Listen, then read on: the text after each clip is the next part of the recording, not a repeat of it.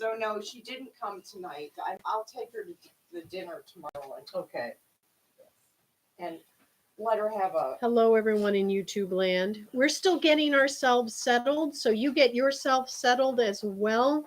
We're gonna get started. I'm gonna move you just a little bit, like that, like that. There we go. So the handy dandy handout is in the middle of the page of the table. We're short. How dare you say we're short? Would you like me to go make some other copies? No, I'll just. Oh, wait a minute. No, we're fine. I'll just cheat off my wife. Okay, you're gonna cheat off your wife. Okay, that's all good. I don't see she No, he doesn't. But now, you know what? No, I'm gonna. While we're still gathered, I'm gonna go make because when I do this class and do it at 2 different times, and they're 2 different ones. Are they doing the same? Yeah. As us? There's a remedial class because they don't need us on that. Oh. Or they're like extra smart so they can take in all their stuff faster. Okay. Oh. I really feel sorry for her because I don't think she knows how to even make friends, you know?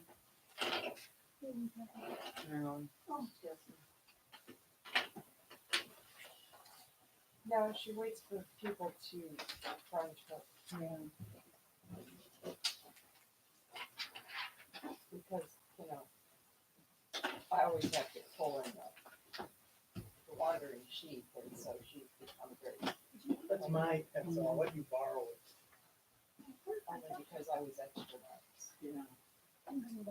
Yeah, she's. We have that. I thought that was a ton of reading until I sat down. It's so good. Oh, that's like my Well, language. It's just, he contradicts himself so much in First Corinthians. First Corinthians is like a whole different animal. Yeah. Maybe it's not written by the same person. I have mine. No, That's extra. Well, or in a Oh, whole wait a minute, what did I do different, here? could Yeah. be the same person. I don't know what you whole did. different frame of mind. yeah. I And he looked in- promised. I looked in my. Well, hi, Rich. It's good to see you. I see that there's another person here as well, but I know that Rich is here. Nobody from the Caribbean this week. The Caribbean people did get their ration of crap. So we are biting off a lot tonight. Yeah. So as you may or may not recall, we're not going in depth in these letters at all. I'm just giving you a taste of what's going on. So tonight we're going to attempt to do the Corinthian correspondence and Ephesians. All right, Corinthian correspondence and Ephesians. So we are going to start with the church at Corinth, and I'm going to tell you just a little bit about that context. If you want to know some more about ancient Roman cities and all that stuff, I really do. I encourage you to go to YouTube and especially listen to the first session, which has a whole bunch of overview. Just go to our YouTube channel, Celebration Lutheran. Make sure it's us. You'll see our logo. More importantly, you'll see my face. And I will welcome you to our YouTube channel in perhaps one of the worst created slices of video in all of YouTube land. So I do encourage you to go back and do that. So Corinthians, let me tell you a little bit. So the church at Corinth really was founded by St. Paul. So this one was, remember last week we talked about Philippi. Philippi was not founded by Paul, the church there, but the church in Corinth was founded by Paul. He was there in about the year 50. As you could tell, if you had time to read 1st and 2nd Corinthians, or even just 1st Corinthians, they had a lot going on. They seem to be in trouble. And he contradicts himself. Well, we'll talk about that. I don't think he does. Okay. I think he does between 1st Corinthians and 2nd Corinthians, but not within 1st. But you can prove me wrong. Okay. I am by no means a Pauline expert, nor a Corinthian expert. So Corinth is on the isthmus of Greece. All right, so the little isthmus that pops out there. So it's much further east than the first two that we talked about. Remember, I said we weren't doing this. We're not doing it chronologically. We're not doing it topographically. We're doing it by the best way that these fit together, in my estimation, for me to get the content across in the time that we had. Now Corinth is a major city. It is not a little quiet place like Philippi was. It is a major city. It was actually the capital of that area for some time. But at the time of Paul, no longer. It is Roman when it was conquered. When that area was conquered by the Romans, they came in and they, brought their own people in and ousted the local Greeks. But by the time of St. Paul, indeed, there's a nice mix of both Italian or Roman people and Greek people. So both languages, both cults of gods, and both ethnicities are there. So that's just a little bit about the church in Corinth. The next thing that we're going to talk about is whether this is the Corinthian correspondence is 2 letters, 3 letters, 4 letters, or 7 letters. And there are various scholarly opinions about that. So some people say, nope, 1st Corinthians was written first, 2nd Corinthians was written second. Bada bing, bada boom. However, there is some internal evidence that says there are some other letters. So while there's a crazy person who says that 1st and 2nd, that Paul actually wrote 7 letters, and we're going to go with a 4-letter concept, which is up on the board here. And for the sake of sanity, we're going to refer to them as letters A, B, C, and D. Because if we refer to them as the 1st, 2nd, 3rd, and 4th letters, we get very confused because then the 2nd letter is 1st Corinthians, and we get very confused. So here's a little bit about how scholars have pieced this together and how the Corinthian correspondence may have come about. So Paul goes to Corinth in 50 AD and founds the community. And he stayed there for like 2 years. And then he had to leave. He's like, I gotta go. And so he takes off and continues his missionary travels after founding them. And he gets word that things are a little sad. Something's not going right in Corinth. And so he writes them a letter. Now he refers to this letter as a how does he refer to it? As a letter of tears, I think. A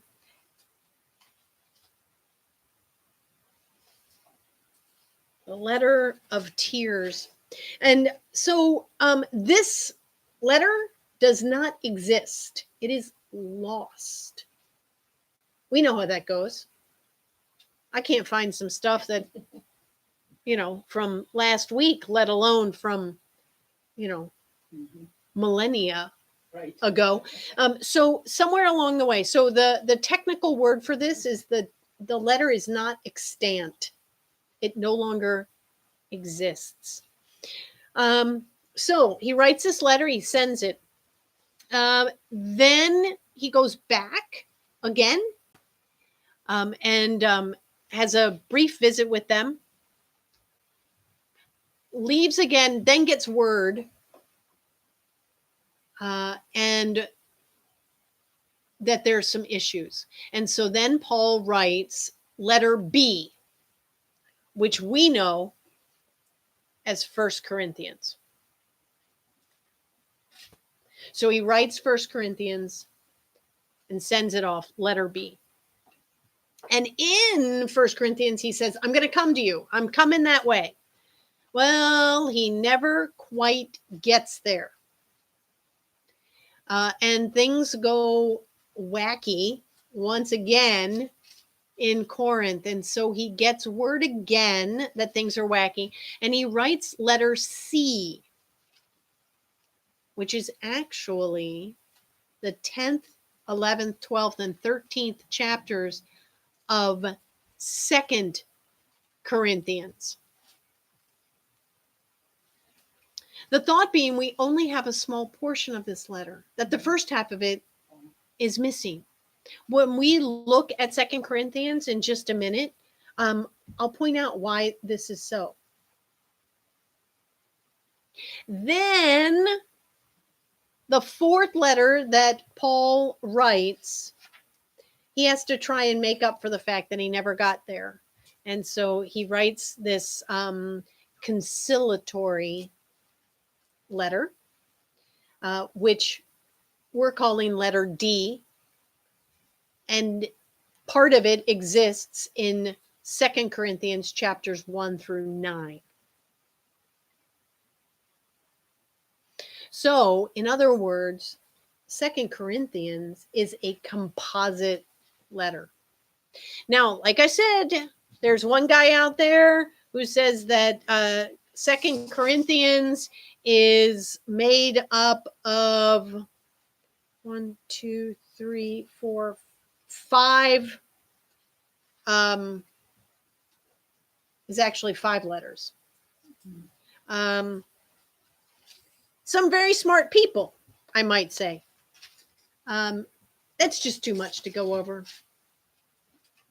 We could go over all those, but yeah. Why do you divide and have the second half of Corinthians, 2 Corinthians as the third letter? Yeah, so I will show you, why aren't they in order, Right. right? That would make sense. Right. But I'll show you when we get to 2 Corinthians, and then it'll make all the sense in the world. Oh, Okay? Okay. So, hold on. Quiet, right? That's only her rule. Yeah. That's only her rule. Speak up, Dorothy. All right. So now we're going to look at the letters. And what I did for you is I put on the handy dandy handout in super small print so that Gail couldn't read it.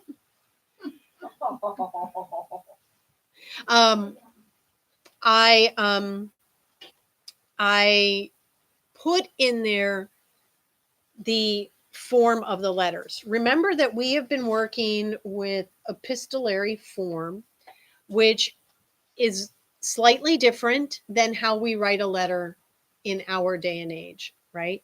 So you can see that the opening of the letter is not as simple as putting the date and dear John, right? In an ancient letter, you have a prescript, which says, it's more like a memo, right? Sender, and then to who it is addressed. So this 1 Corinthians is from Paul and Sosthenes, who I don't know who Sosthenes is. So don't ask me. I don't know. And then it's addressed to the church at Corinth, called to be saints. Now, this is pretty interesting because usually he'll just say the saints in, but here, called to be saints. And that is really in line with his letter. His letter is all about reminding them of his teaching. And so now he's saying, you're called to be saints. In other words, sit up, take notice, because something ain't right. And then there's a salutation. Yes, ma'am. It's just funny in the message. It says, I sent this letter to you in God's church of Corinth. Christians cleaned up by Jesus and set apart for a God-filled life. So it's just Christians cleaned up for Jesus. Yeah. Of course, at this point, they're still not called Christians, right? We're not there yet. I find just tonight, I figured out a really good analogy to that. Like, why aren't they called Christians right away? Before we declared our independence from England, we were not Americans.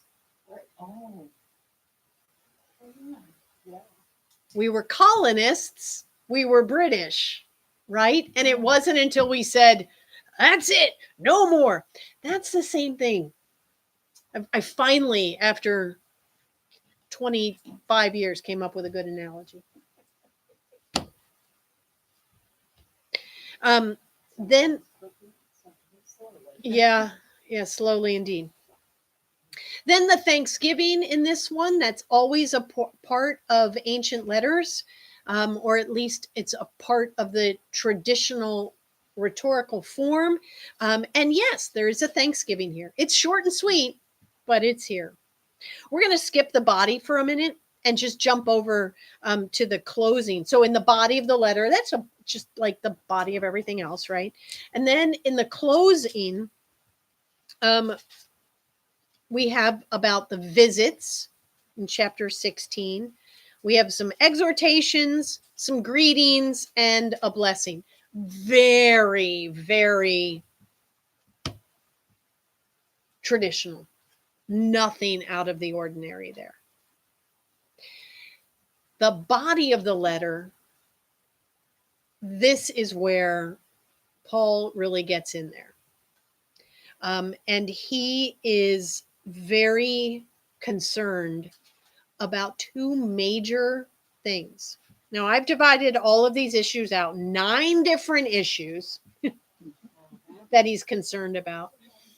It is a long letter, 9 different issues, but really we can break it down into 2 topics. The first topic is sexual immorality, and the second topic is divisions. The sexual immorality, it seems as though they've gone a little crazy in various ways, either saying they're just going to totally abstain, husbands and wives, like, no, we're just going to totally abstain because Jesus is coming back. And so, because remember, Paul and therefore his churches all thought Jesus would come back any minute. So you got to be ready. So who has time? If Jesus is coming back, we don't have time for this sex stuff, right? But then on the flip side, it seemed like there were some people who were like, if Jesus is coming back, I'm letting loose, man. So who knows if it's going to be in heaven?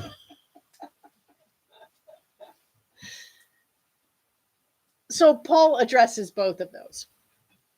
When it comes to divisions, Paul is concerned about 3 divisions that have showed up in the Corinthian community. The first is a division over leaders. So the letter starts out with, why are you saying that you follow after Paul, or you follow after Apollos, or you follow after Cephas? He's like, what does it matter? All of you belong to Christ. So it would be like people around here going, I have a great pastor and you don't. So we're better than you are, right? And making Joe feel bad because, she's just got Reverend McCann. So Paul would come into our midst and say, what does it matter if you're a member with Father Chris or with Pastor Laura? All of you belong to Christ. So stop trying to one up each other with who it is. We would do it more now with denominations, right? Oh, well, I'm Lutheran. Oh, you're one of those. No. I'm not one of those Missouri Synod, right? I'm Are you an ELC. Elsa? Yeah, I'm ELCA, right? Or whatever, or I'm Methodist. So we do it now more subtle, less with who our pastor is and more with what our tribe is. Paul would go, get off your high horses, quit your divisions, because you all belong to Christ. The second division is about status. So whether you're wealthy or poor, whether you are a member of a guild or not, if you have more honor in the community than not. And we still do this. There's certain people who get better seats, places because, well, they're more. So this is where what was happening in the Corinthian community is they were coming together for worship and for communion. Now, at this point in time, communion was not just a little bite and sip. It was a whole meal. Within what that's one of my kids is texting me. Within this community meal, you would break bread and share the cup, but it wasn't a little bite and a sip like a bite and a dunk as it is in our place today. And so what was happening is hoity-toity Mr. Goldsworth was bringing his roasted lamb to the meal. And he was sharing his roasted lamb with Dorothy, who was also high in status, and his wife. But the rest of us, we just brought pita bread because that's all we had. And so we bring pita bread, but everybody's just eating what they brought. Not a true buffet. It's not a true potluck, right? And what Paul was really advocating for was potluck. You bring your stuff, your roasted lamb, if that's what you got, your pita bread, your sauerkraut, your pickles, whatever. You bring it all in and you make yourself a delightful gyro or a gyro, however you pronounce it. So what I think Paul was condemning here was eating and drinking to your damnation was not about how right your soul was with God, but how you were behaving within the community. and how you were setting up divisions within the community. The final thing that Paul was concerned about was spiritual gifts. Now, we still do this one. There's still certain people we think that are higher up on the spiritual gift. I don't know how many times I've heard, well, Pastor, why don't you pray because your prayers get to God's ears faster than the rest of us? Now, anybody who knows me knows that that can't possibly be true. And then we get the completely famous body image that Paul gives, right? The eye cannot say to the hand, I have no need of you. Or the ear say to the foot, I have no need of you, right? We all need each other. And then I love it when Paul says, and in fact, the less desirable parts of the body we clothe with greater honor. The operative words there, we clothe them, right? So again, Paul is saying we all have different sorts of things. One is not over another, but apparently in the Corinthian community, they were starting to elevate certain spiritual gifts above others. The contradiction that I saw was on the spiritual gifts, the speaking in tongues. He says that you should do it because it's to the Spirit, but if there's no one there to translate for you, it's no good. Right. That's not a contradiction. He's just saying you better find somebody who can translate because he's right, right? If you start speaking in tongues in a way that we can't understand, what good is that? But most of the time, if you do that, you're praying in the Spirit. It doesn't matter to me what I would be saying. So spiritual gifts are always for the sake of the building up of the body of Christ. They are not for you. So if I have the spiritual gift of music, I'll just pick one. It's not for me to sit in my house and play my piano. My spiritual gift is for the sake of the body of Christ. So I need to use that gift in the midst of the body. If I have the spiritual gift of wisdom, we're getting really out there now, then it is my job to use that within the community, not just sit back and watch all you fools do your thing.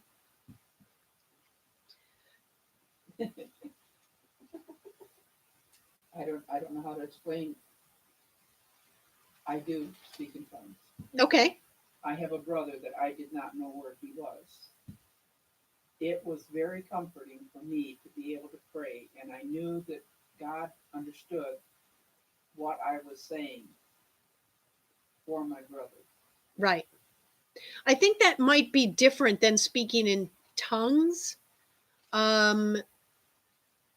That might just be a form of prayer, which is a little different than speaking in tongues. Speaking in tongues is slightly different than that. Yeah. Yeah. It wasn't tongues. I mean, I didn't understand, but I knew that God knew. Right. Right.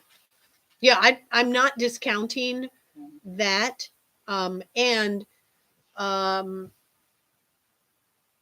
the spiritual gift of tongues is for the sake of the community to enlighten them. Where there was someone who did, and then somebody interpreted. Yeah. I know what Yeah. you're saying. Yeah. I have never experienced that, so it's quite something, I'm sure. Middle of the church service. Middle of the church service in Walmart, Texas. Yeah, that's when third pastor was there, and I'm up front with the guitar, and we just kind of like. what's And she nobody saying? interpreted it? No. Yeah. So I think that's a big difference, right? Because I'm thinking yours was just with you. Were you the only one in the room When I was, when you spoke in tongues? yes. Yeah. Well, that, yes. Yeah. So I think that in this case, when you stand up in the midst of the community and speak in tongues, it's not edifying for the body, right? Well, if the no one scary thing interprets. is, at the time I thought if I did this at St. Luke's, they'd probably kick me out. Maybe not. Maybe not. To all of these divisions, Paul basically says, listen, all of this stuff is great. Spiritual gifts are great, no matter what your spiritual gifts might be. And different leaders is great. And coming together as different socio status, that's great. But he says, but then I'm going to show you a still more excellent way, right? And the still more excellent way is love. Love is patient. Love is kind. And so Paul says, that is really the bottom line, is that everything you do for in the spirit of and for the sake of love of one another. I was so ready when we did the end instead of, the minister read this and they slowly walked down the aisle. Oh, And nice. it was really, wow. Ah, It was so beautiful. nice. Moravian Church. Ah, the good old Moravians. Any other questions about 1 Corinthians? Good question about speaking in tongues.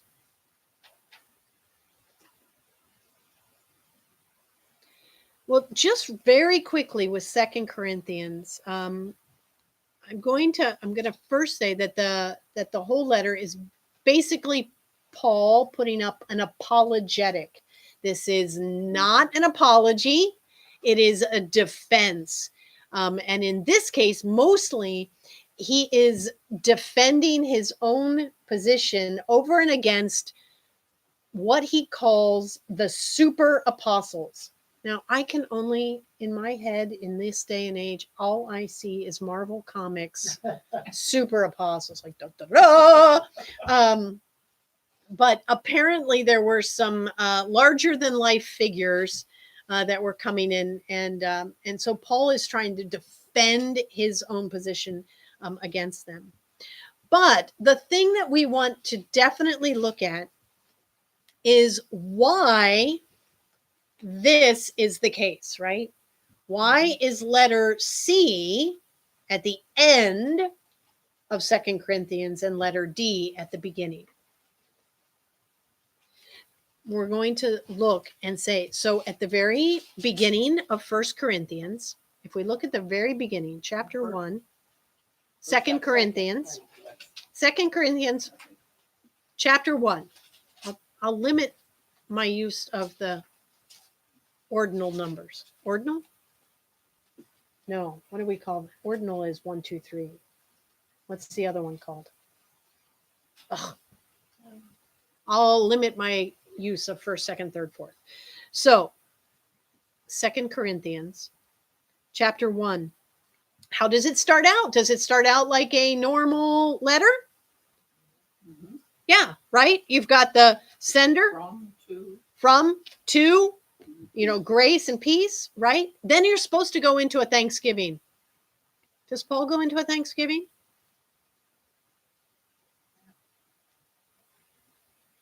he praises God. He praises God. He doesn't thank God. So this is really interesting. There's no thanksgiving. Instead, there's this consolation. Remember how I said Paul? So two things Paul's trying to do in this letter. One is defend himself, and the second is to apologize to them. He's being conciliatory. He is trying, because remember, he didn't go visit them. And they're upset with him. So he's trying to smooth things over. So that's how, so the letter starts as it's supposed to. Let's jump to the end, the very end of 2 Corinthians chapter 13.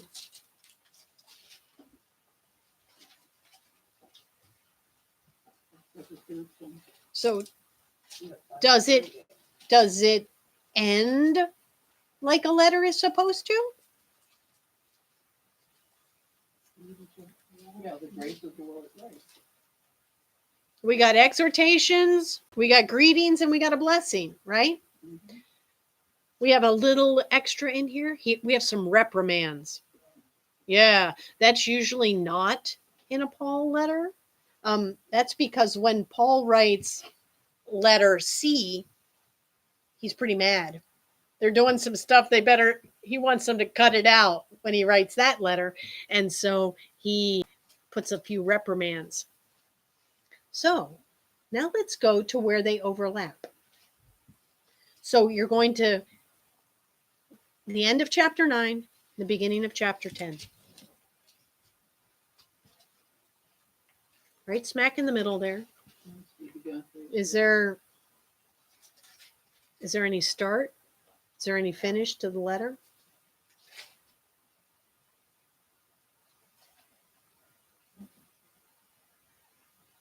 No. There's no new sender, right? On the new one. There's no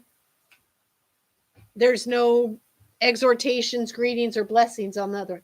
Here is Pastor Laura's summation of what happened.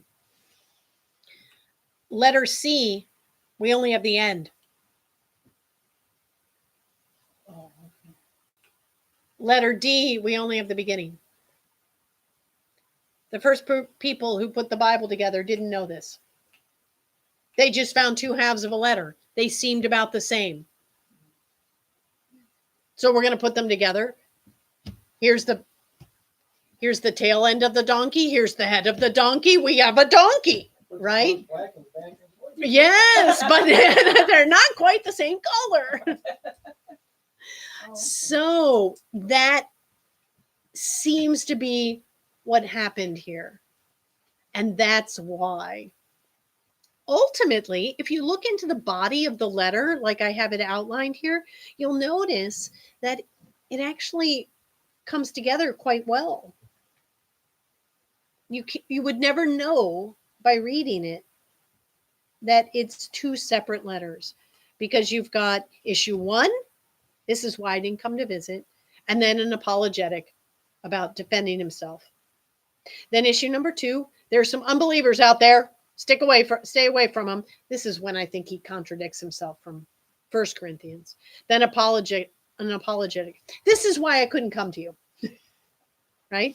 And then issue number 3 is the collection for the saints. Now, I want to take a moment because you are going to come across the collection for the saints in other letters when you read. What Paul was doing was literally taking up a collection, money, that he was then taking back to the faithful in Jerusalem, who at this point were being persecuted. And so he was taking that back to them. He knows they're being persecuted. Why? How does he know this? Because he was part of it. Oh, yeah. He was the chief guy, right? Yeah. So that's what the collection for the saints is. And he's in this letter, he's reminding them, hey, you said you were going to take up a collection. How are we doing on that? Right? And then whoop, there's another apologetic with the super apostles, the Marvel comics. Now, when you said that C was 10 through 13 and D was 1 through 9, it made total sense to me. Because I would think the scolding would come before the other. Yes. Well, and it really depends.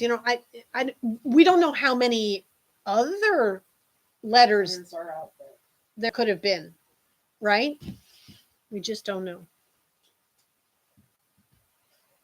these letters get to people? Do they have mailmen? Yes, they had email. No, people carried them. That that's why at the very end with when you have the greetings, sometimes it'll say something like "treat Timothy well," right? Because Timothy carried the letter there, and probably Timothy read the letter as well, because could maybe not any readers in there. And these were all written in Greek, so if you had a lot of Romans Latin speaking people, they may not even know the Greek language to be able to read it. You know, I can remember once I was sitting in church, and I must have been very young because it was still in the Catholic Church, and the bishop had written a letter, and the priest read it, and that's when I realized that that's what these were. Oh, And all of a yeah. sudden, I'm thinking, wait a minute. Well, Yeah. hold on to that thought, because I'm going to use that analogy in just a moment to talk Okay. about Ephesians also. Are there any other questions about Corinthians? Well, if the only part you can remember out of Corinthians 1 is 13, that's not such a bad thing. It's not such a bad thing to I remember. always thought that that was a bad thing because that's the one I could always remember. Yeah, no, not a bad thing at all. Okay. All right. Well, the historical context. So Ephesus.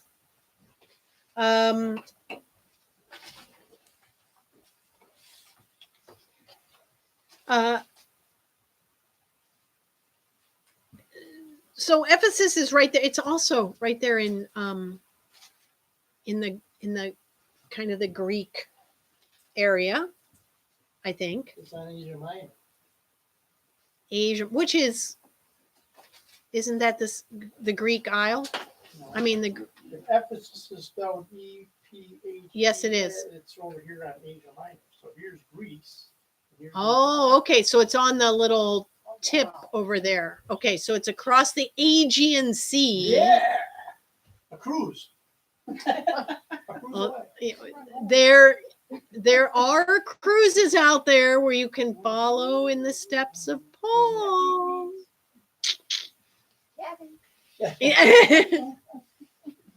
um, so this I don't know too much about Ephesus, and I also don't know exactly when Paul went there to found It's near this community. Philadelphia. It's near Philadelphia. Wow, I did not know that. It's like 20 miles away. I did not know that. So I actually have some stuff on historical context, but I'm going to skip over it, and we're just going to go to the letter itself first, or jump to that.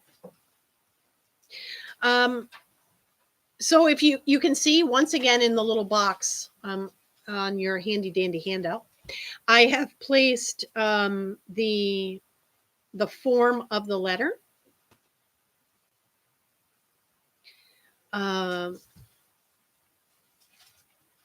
And it certainly follows the form of an ancient letter. There is a tiny little Thanksgiving, just a tiny one, and it's really much more a confession of faith, not a confession of sin. It's much more a confession of faith right then. And it closes out like an ancient letter would as well. However, even though Paul founded the community in Ephesus, even though Paul was there and most likely sent letters there, this letter is most likely not written by St. Paul. Blasphemy. Most Another one. likely Another not written by St. Paul. Ephesians is disputed. Now, I'm going to say that the biggest reason why I agree with this is because if you remember, if you look for a moment at the Corinthian correspondence, there were issues Mhm. that Paul addressed. He said, now we don't want you to be uninformed, right? And all the other letters that we've done so far as well. We don't want you to be informed and concerning this and about that, right? That's not in Ephesians at all. When if he did write it, he was in jail at the time, right? It depends on when it was written, and that's disputed. Yeah. So, Paul didn't write any of the Corinthian correspondence from jail, but he wrote to the Philippians from jail. And so Ephesians, it's most likely not Paul. And again, my reason for saying this is it's so general. And almost always Paul, remember how I said Paul is a pastor above all else? That he is interested in helping people live out the faith in their particular place. Ephesians is much more general. And so this has led scholars, people who know a lot more than me, to assume that this was a letter written to all the churches in Asia Minor. And this one just happened to have Ephesus in the blank. To the saints at blank. It was a form letter. Just like your bishop, your pastor read of your bishop. Your bishop wrote what's called an open letter, right? And he sent it to all his pastors and said, read this, it's from me. It didn't really have anything that directly affected your congregation. It was just general stuff about this area,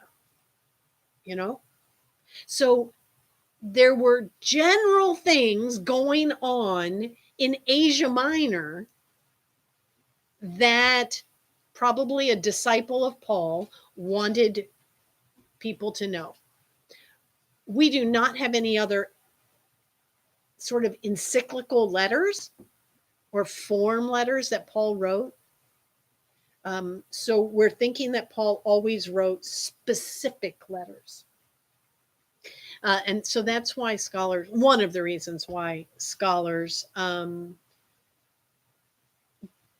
don't think that this was written by Paul. There are other scholars who absolutely agree that Paul wrote this. He wrote it to all the churches in Asia Minor and everybody, and we just happened to have the one where the fill in the blank was Ephesus.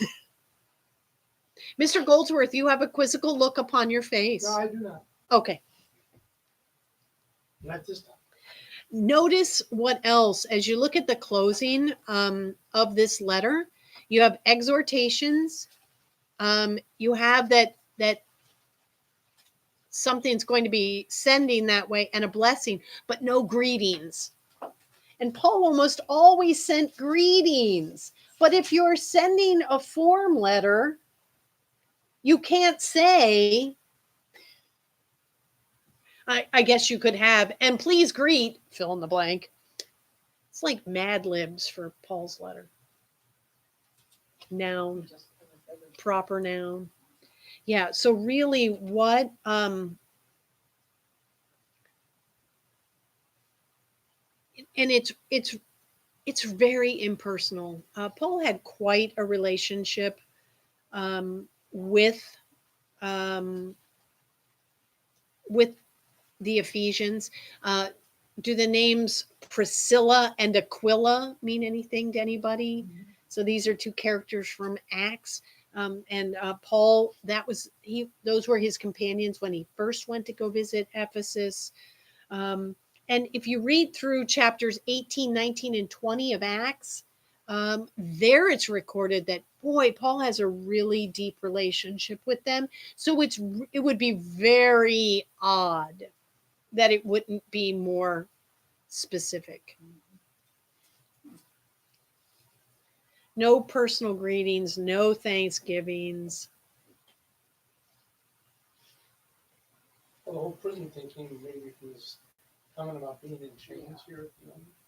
Yeah, yeah. So, If you're in chains, how do you write a letter? How do you get it out? well, you probably just have a shackle around your ankle. And remember, prisons were different then, right? It was just a place that you were. People came and went. You had to rely on other people to bring you Bring food, clothing. So it was a completely different concept than it is today.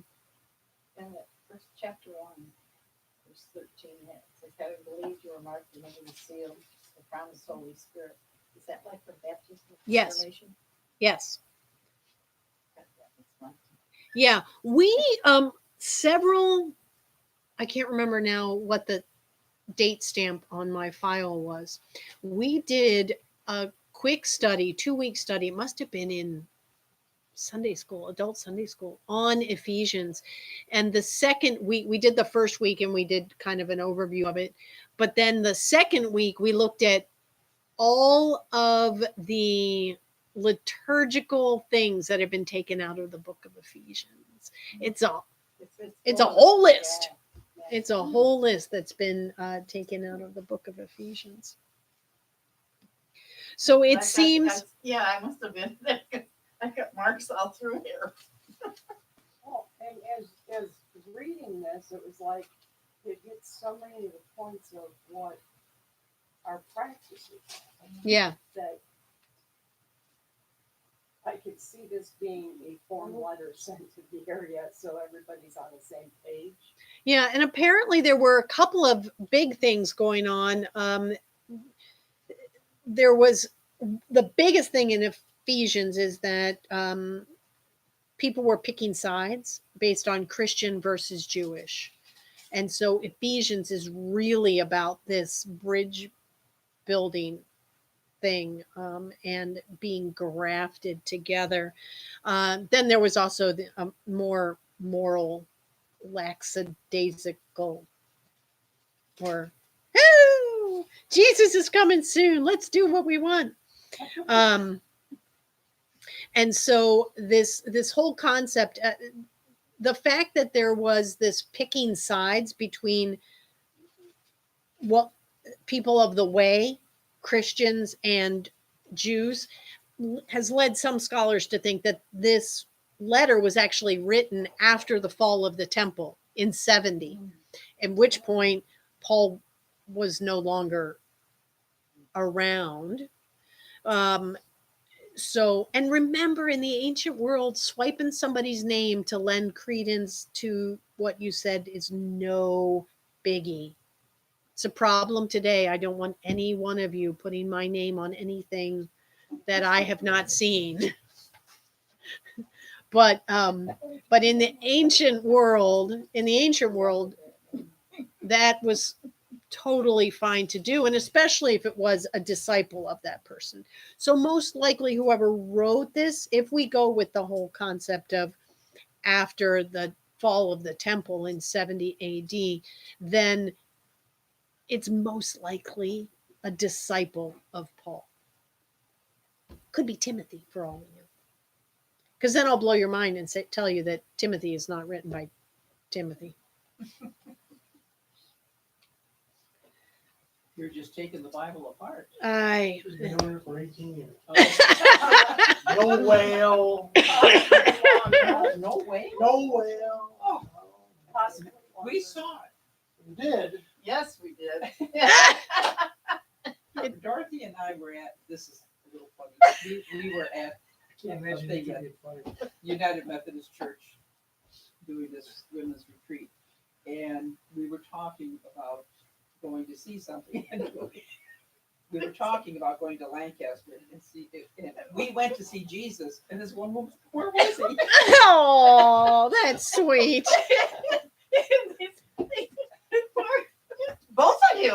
That's so Yeah, right. sweet. That's very sweet. So so that No matter is what church we're in. so that is Corinthians and Ephesians at a breakneck pace.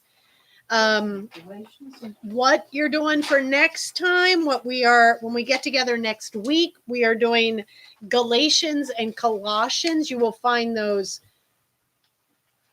far shorter. Galatians is only yes, yes. So It was in Galatians between, only I- 5 chapters, and Colossians I think is only 5 or 6. Only 4 in Colossians. In your Bible, you have that Reader's Digest Bible though. You've been slowly tearing pages out to make it easier to read. Yeah, it makes it easier to read if there's not as many pages. Yeah. Well, yeah, you would be in good company, right? Martin Luther wanted to tear James out of the Bible, so bless his heart. Must have been in his syphilis years. Luther didn't have syphilis. I mean, I'm backing up. Well, thank you for those of you out there in YouTube for joining us. I'll see you next week when you join us. If you can join us live here, you're always welcome, or here on the YouTube channel. Feel free to make comments or contact me at pastor@celebration-lutheran.org. Until next time.